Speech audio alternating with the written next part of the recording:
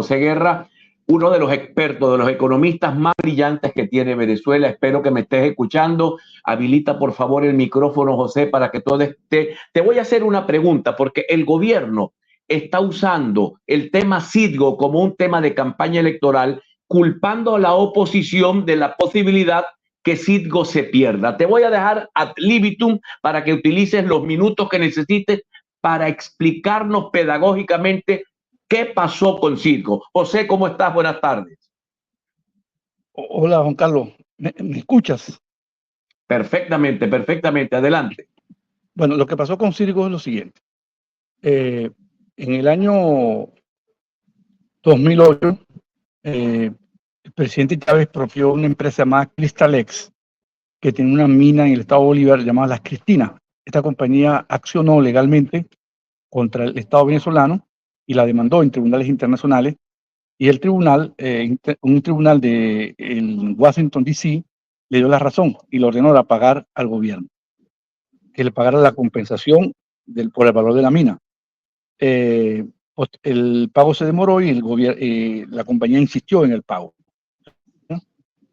Ese fue el primer caso en el cual la empresa, como el Estado venezolano no tenía recursos en el exterior, fue contra Citgo, que es una empresa venezolana pero establecida en los Estados Unidos. El otro episodio fundamental, el 2016, en septiembre, cuando PDVSA, seca de liquidez, emitió el bono PDVSA 2020 por $3.000 millones. 1.500 millones fueron las rusas Rosneft y el monto restante, 1.500, se puso en garantía a la compañía Citgo, el 50,1% de sus acciones, y ese bono significó pues una hipoteca de la compañía Citgo en un 50,1% de sus acciones. En noviembre de 2017, Maduro suspende los pagos de la deuda externa y en consecuencia los tenedores de bonos del PDVSA 2020 fueron a las cortes y exigieron el pago. El pago se demoró, no se dio el pago, entonces ellos acudieron a un juez, el mismo juez que llevaba la causa, Starr, y demandaron. El hecho es que se aplicó, llamada la figura del alter ego, según el cual el Estado es lo mismo que PDVSA, y por tanto fueron contra Citgo. Y esa es la historia. Entonces, ¿de dónde viene el problema? El problema viene por las deudas acumuladas por las expropiaciones y la emisión del bono PDVSA 2020. Y ya después del año 2019, que digamos hay una nueva administración en PDVSA que se llamó PDVSA Ad Hoc, se empieza el proceso de defensa de la compañía a través de protección del gobierno de los Estados Unidos. La verdad verdadera de esto es que sin las protecciones de la OFAC, es decir, del gobierno de los Estados Unidos, ya los acreedores del año 2017 y 18 hubiesen tomado Citgo totalmente. Esa es la realidad, de manera que es mentira que el gobierno de los Estados Unidos quiera tomar Citgo. Eso es una mentira del tamaño del lago de Maracaibo. Y la razón es que Estados Unidos es el principal productor de petróleo del mundo ahorita, con 13 millones de barriles, muy por encima de Arabia Saudita y de Rusia. Y Estados Unidos sencillamente compra petróleo en el mercado mundial al que se lo venda más barato. Entonces ellos no tienen problema de esa naturaleza porque ellos no tienen compañía estatal del petróleo. Estados Unidos es el único país petrolero importante del planeta que no tiene compañía petrolera pública. Por ejemplo, Arabia Saudita tiene Saudi Aramco, Francia tiene parcialmente Total, Inglaterra, tiene la British Petroleum y así sucesivamente. Entonces, de manera que esto es totalmente falso, que Estados Unidos quiera apropiarse de Citgo. Quienes endeudaron a Citgo fue el gobierno de Chávez a través de las expropiaciones y luego Maduro con la emisión del bono PDVSA 2020, y esa es la causa de fondo del peligro que se pueda perder la compañía. Ahora, ¿por qué el gobierno de Maduro acusa al gobierno interino de Guaidó y acusan a María Corina, como si ella hubiese sido parte del interino, de haber comprometido la solvencia de la empresa o haber comprometido en los tribunales a la empresa, o que el alter ego es culpa del gobierno interino de Guaidó? Háblanos de esa parte. ¿Por qué el gobierno intenta señalar a la oposición de culpable de este tema?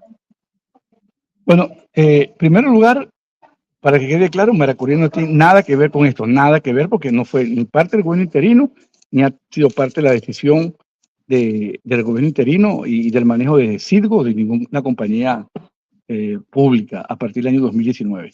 Entonces María Corina está exenta de cualquier responsabilidad en ese sentido. Lo que ocurre con el alter ego es que el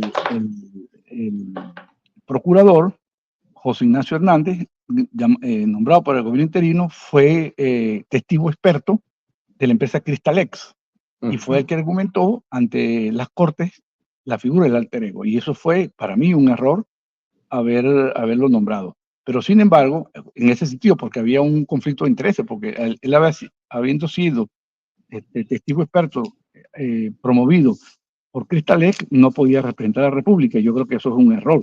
Pero sin embargo, cabe aclarar, Juan Carlos, que la figura del alter ego se empieza a aplicar desde el año 2018, antes del interinato.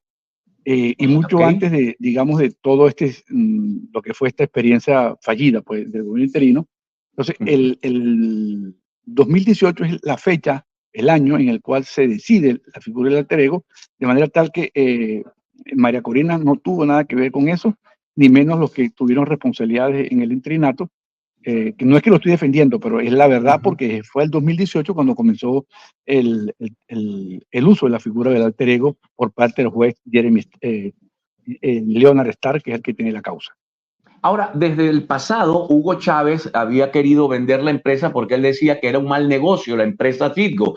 Tú me dirás si era mal o buen negocio para Venezuela. Luego la endeudaron con los rusos, con Rosneft. Luego vino el tema del bono 2020, que es un tema que estamos sufriendo en este momento, donde hay una acusación digamos, en contra de este señor hijo de Gumersindo Rodríguez, que fue parte de los que impulsaron que el bono 2020 se diera, pero tú estabas en la Asamblea Nacional en ese momento y entiendo que ustedes votaron en contra de la emisión del 2020.